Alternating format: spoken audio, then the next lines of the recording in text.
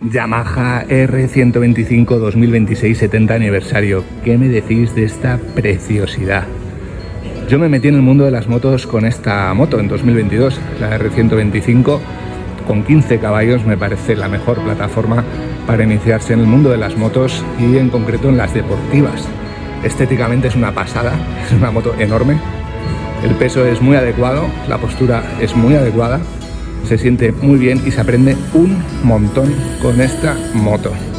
No me digas que no se farda con ella, es que es alucinante de guapa.